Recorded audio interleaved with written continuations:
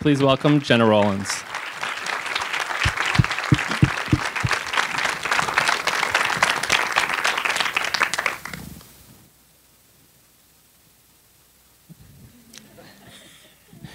So something that's interesting about opening night is that it features two very important elements of your career, acting on stage and acting on screen.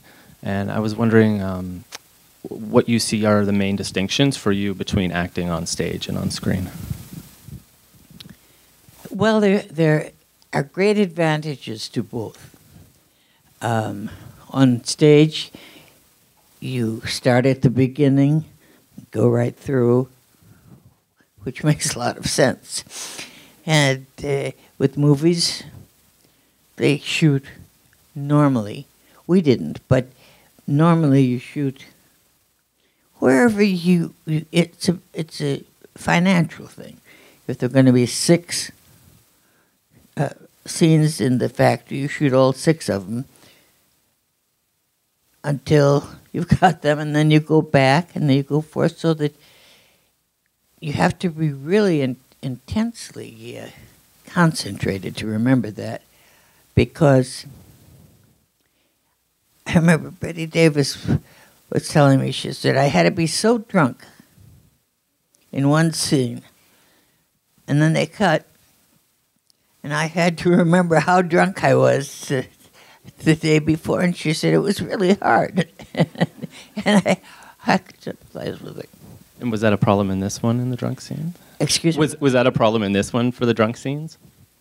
No, we shot in continuity, so that we didn't have that problem. But no, the drunk scene did take a couple of days, but I figured I was drunk as a human being can be, so I just went ahead with it. Okay, another thing is during a rehearsal scene in the film, your character says that she lost the reality, and I was wondering if you've ever felt you've lost the reality of a character in your performance. Yes. When I was doing Middle of the Night with Edward G. Robinson, this was on stage in the 50s, I guess.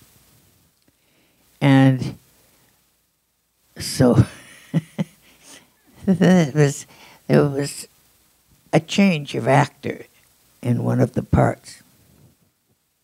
And the change turned out to be a very good friend of mine. Unfortunately, it was a laughing friend of mine. And so she got, because she just was going in for that thing, she'd say, you know, Betty, the trouble is, and I want to say with the children, you know, because I know the line, because I've been doing it for some months. And she'd start to giggle. And that's what set me off, and I was not going to giggle. It was a serious scene, and I wasn't going to do it. But so I said, maybe it's the children. And she said, yes, that's it. Well, that would set us off, both of us going, you know, in an entirely unsuitable situation. Finally, she was getting to laugh so hard, I knew that I wouldn't be able to resist much longer. And so I walked into a closet that was built on stage. It was a prop that you used and hung things on. And I walked in and shut the door and slapped myself in the face. And that kind of brought me to my senses. And I waited a minute, we went out and carried on. But I think that was a real loss of reality that I can't be proud of, but it's hard not to sometimes. And then, have you ever faced a character that that you just didn't believe you could play, that you couldn't relate to? No. I've had some characters that I didn't like as well. But they were very challenging because if you don't like someone, one thing about acting that is so wonderful is that you have to dig so deeply to find out what makes that person tick. Because everyone thinks what they're doing is right. There are very few people that are just plain evil and say, man, I'm just evil. They think they're right and the other people are wrong. So you have to find out why they think they're right, what in their background made them think that. Oh, I've got my sunglasses on. And that gives you a greater understanding of a lot of people. Acting is movies, really. Movies really can change you in the audience. In understanding a character that you wouldn't normally even put up with, when you really understand them, you gain a lot of compassion. And I think, especially in a dark theater and surrounded by people, you know, you just feel vibrations coming off of people. It's wonderful that way. But I have played characters that I didn't particularly like. And I made myself like them as much as possible. And then I realized that they very likely didn't like themselves very much either. So that it's kind of complicated but fun. And do you think there's one character that has changed you more than any others?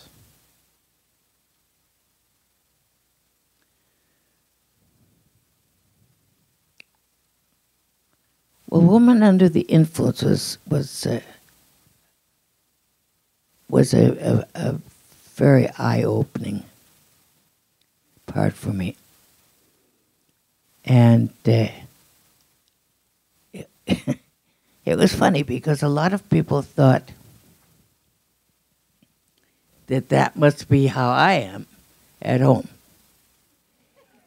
And they would come up to me on the street and say, wasn't your fault if he didn't come home. He said he was going to come home, and he did.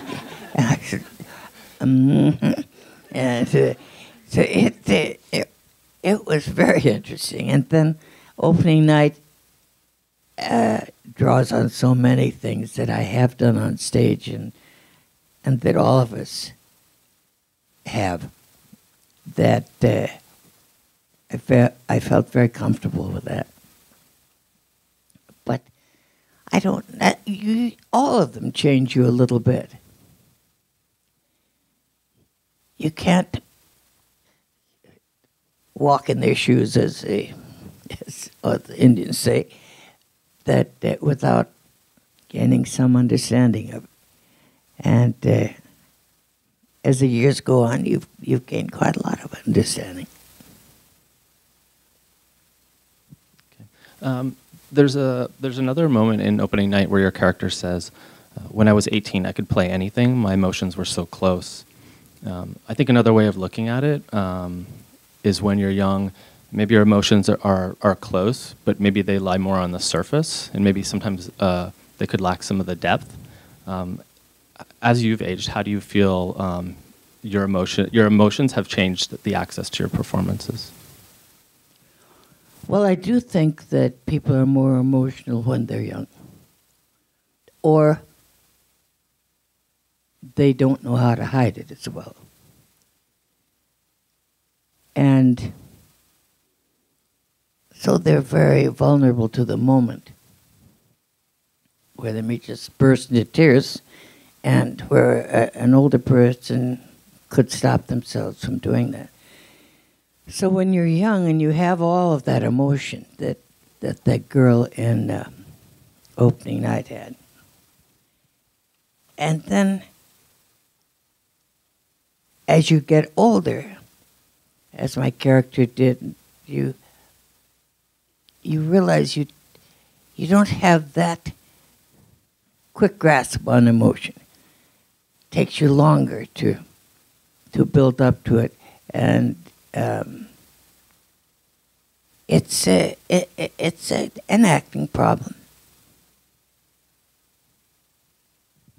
Okay, now we'd like to open up for questions for the audience. So if you can just put up your hand and we will get a microphone to you, but please wait until you have the microphone to ask so we can hear. Hi. Hi. I was just wondering, when and how did you first meet Mr. Cassavetes, and what was the nature of your relationship, both both personally and professionally? Well, I met him at the American Academy of Dramatic Arts, and we saw each other for a couple of years, and we got married. I always admired the ferocity of his belief in ordinary people being interesting. And I just liked his way of thinking about it. We both got along that way very well. And he was at the time an actor. I had no idea he was going to become interested in directing. But he did. And while I was doing a play, the play I'm speaking of before, middle of the night, he didn't have anything to do at night because he was working in live TV, and that's all in the daytime. And since live TV was so strange to everybody, actors, and it had so many rules, and it was hard, really. But everybody took it very seriously, and they adapted things from Faulkner and Hemingway and all kinds of very worthy writers. And so everyone wanted to do it, but they didn't really quite know what they were going to run into. And so since John had done so many of them, they asked if he would have a little class. Or it wasn't really a class, it was just a bunch of friends that came in and got asked questions about things that they wanted to know about. Out of that, though, came shadows, because they went into improvisation. They got kind of fascinated with that. And so they started making shadows, and I was still running because that play ran for 18 months. It was long. And so he had a lot of time on his hands, and then he got very, very interested in it, in directing. And he just sort of lost interest in acting himself, which I was a bit disappointed in because I think he was a wonderful actor. And I was sorry that he didn't do much more acting. We would act when we were doing our films. I mean, we would act for other people because we were paying for our films, and we'd run out of money all of the time. But we both had the advantage of having been professional actors for about 8 or 9 years before this happened, and so we had some place to go when we needed to get the money, and so we did that. But I while I was sorry to see him not act, and I wish he had done more, and I wish I had had a chance to do more with him acting. But I could see that it really, writing and directing really became the most important thing to him, and I was happy for him.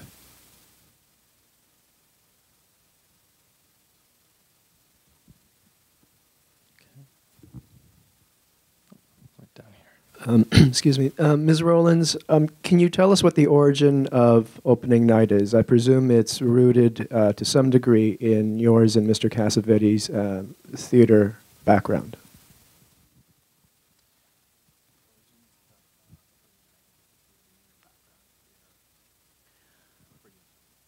For opening night, it was, all of us were theater actors that were in that movie. And we all loved the theater. And it was an attempt to show, too, how not just the people on stage were responsible for it. I think the writer was the producer, and all of the people that do all the work backstage were just as intimately involved with the play as we were. And but it was from the experiences that we had on stage that we just wanted to do it. You know, we just thought it'd be fun. And so John wrote it, we did it.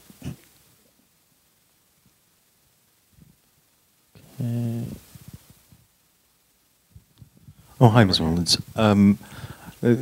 John Cassavetes' films have been extremely influential to a lot of people. They feel different to me from most other films. There's a real passion there and a rawness to them. I gather they were quite different to work on from other movies. Could you talk about what the different experience was working on a John Cassavetes film from any of the many other ones that you worked on? Well, it was very different on John's set. In the first place, he was very strict about the actors not talking to one another about their character or what they were thinking of doing in a scene or not. He said, let it happen on film. Whatever you do, it's your part, it's your character. Things happen in life you never expect. He said, so just go on in, and whatever happens, happens sometimes. Not that we weren't following the script, but things do happen. I mean, you knock over a coffee cup, or you have to just keep playing. He never said cut. Also, he loved actors. He loved them.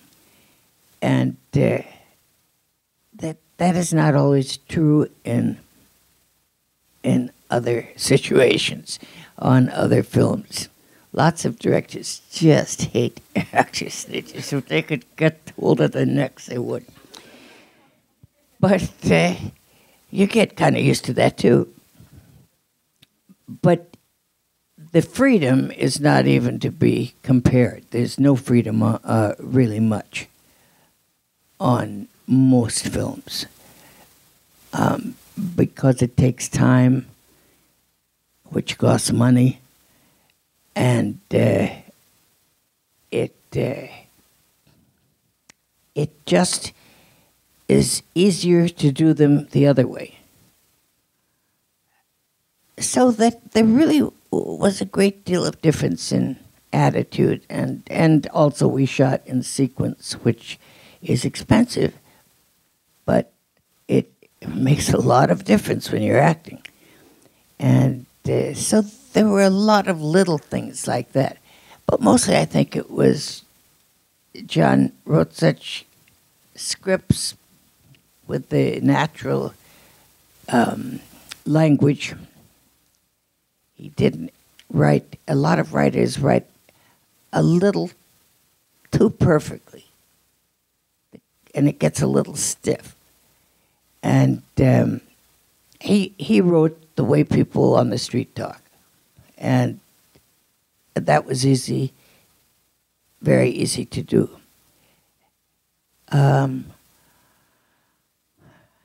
Really, there was very, very little that was alike on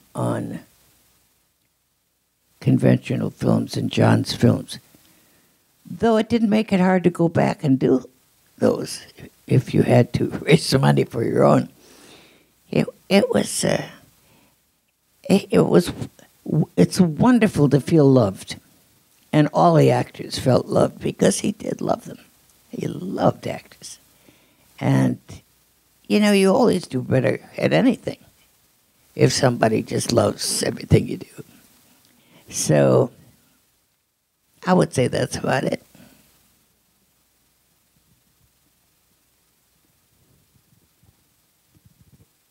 Okay, right over here. Hello. You started talking a little bit about your process in sort of approaching a character. Could you talk a little bit more about that in terms of preparation? How do you prepare your characters? I'm sorry, I couldn't hear. It was about your process in how you prepare your characters. How I prepare the character? Yeah. I take script and I read it about 20 times without trying to make a judgment on my character. And then, of course, I come to my character where I'm paying more attention to that than the rest of the script. And you just start thinking about it. A great deal of acting is thinking about it. And you think of any experiences you've had in your own life that might relate to it, or anybody that you know that went through some of the problems, or you see total strangers doing things and you think, I wonder what they're thinking. You know, you just try to get inside their heads. And pretty soon, things just start presenting themselves. I don't know, it's rather mysterious because you start seeing things and hearing things and watching people do things. And you just start understanding your character and the people around you a little bit, and then you personalize it and just keep working on it that way. And then you go into the scene with the other actors, and of course what they do affects you, and you affect them, and it's kind of mysterious, really, but it works.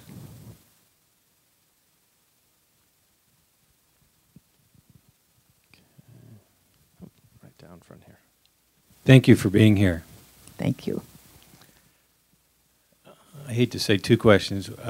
How do you transform if you're working with another actor and you realize maybe they're just having a bad day? How can you transform that experience on stage or on film? Another take. And the other question is, you mentioned love.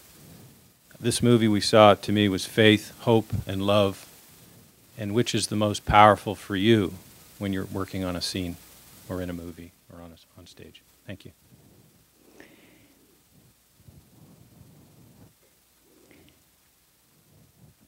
Tell me again. Actually, can you repeat those? Or let's just do one, and then we'll pause and do the What do you do when you realize the actor you're playing with is having a bad day? Not much you can do about that. Wait till the next day and hope. There's nothing you can do about an actor who's having a bad day. Bad days just exist. And but then I didn't hear the last part of your question. Well, I was going to ask, if we stick with that question, can you help them transform that moment? I saw, it felt like that in the movie we saw. There was lots of, whether the character was in character, out of character, it just felt good that maybe the other actor was helping to transform the moment so the audience would realize, oh, this was a brilliant piece of work, as opposed to, this guy's dying on stage here, let him die. I mean, there were some ideas of that in the movie too. But, so there was, how do you help the other actor transform, or have you had some experiences? Yes. Yeah, thank you. You just, it depends on what they're doing too. If they've forgotten their line, which is the usual thing that you come up against because it's so easy to happen. But sometimes, that they have a very, very big scene coming up that is resting on this line. And so that's very hard to try to do, because you can't exactly say his line for him. And you always know it. If you're the other actor, you always know the other people's lines. But what you do is try to get it across what he was going to say in some way. You say, well, you're so smart, I suppose you think that blah, blah, blah, blah, blah, you know? Or something like that, some little trick, because it doesn't take much for them to come back. And it's just something we all do for each other.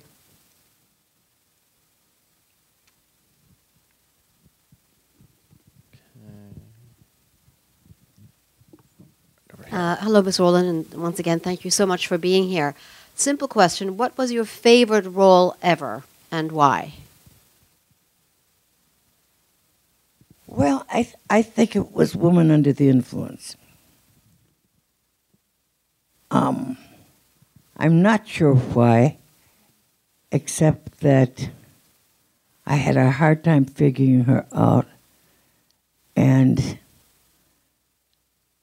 when I did, I felt very close to her and her problems. And it's one of the first films that we made on our own, without the suits coming down, you know, to the set. And I just felt liberated by the freedom that I was given. So I think of that almost as if it were my first film, though it wasn't. But it was,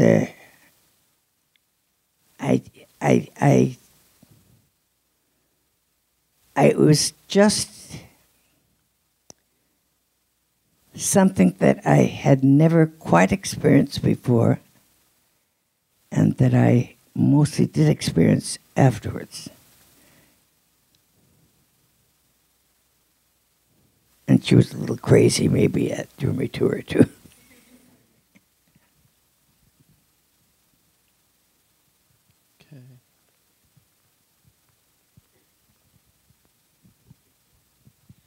I have to ask you, you're such a credible drunk, and you know, you're so everyone's so sympathetic at that moment. And how do you prepare for a scene like that? Which scene are we speaking of? Were you drunk in more than one scene?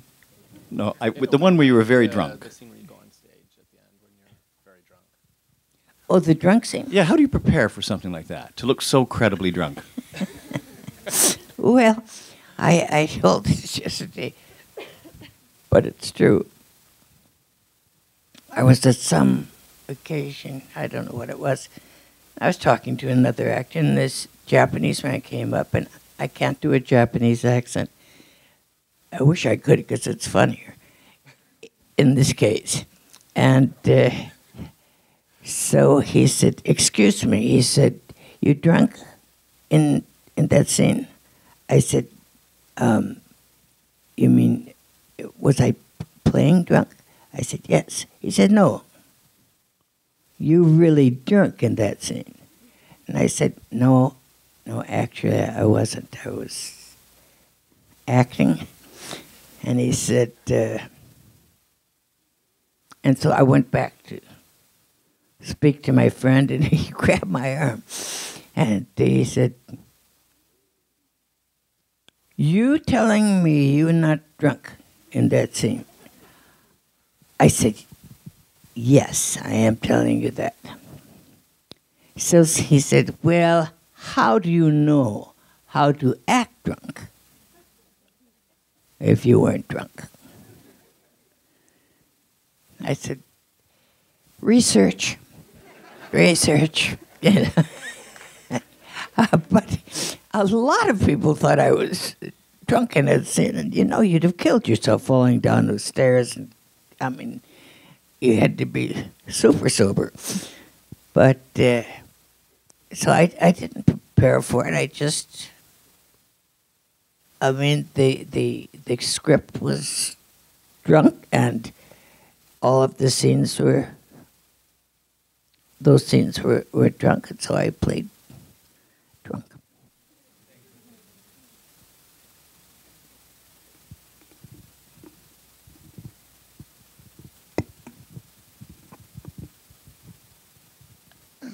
I was just wondering about John's influences.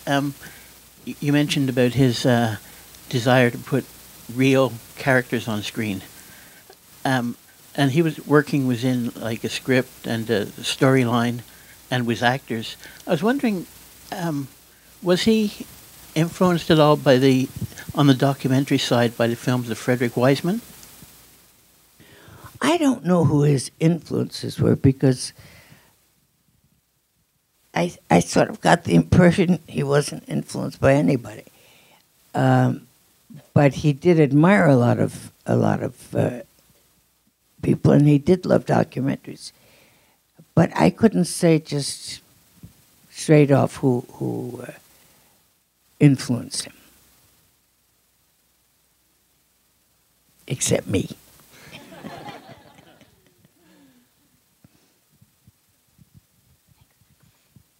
Hello. I was wondering, when you were writing Quartier Latin for Paris Je t'aime, was there any parallel between that scene, that short film, and Myrtle and Marty's relationship in opening night? Do you want me to repeat it? It's the scene in Paris Je t'aime. Oh, Paris Je t'aime? And is there a relationship, is there a similarity or an influence? Parallel between Ben's character and mine? And yours? That was an easy thing to see examples of amongst my friends, different people where they get divorced and the guy goes for a younger woman, and the older woman always thinks, I mean, sometimes they make it up for a little while, but then comes again, and finally they just split. But the older woman always thinks that actually they'll spend their old age together. And I've seen that a lot. And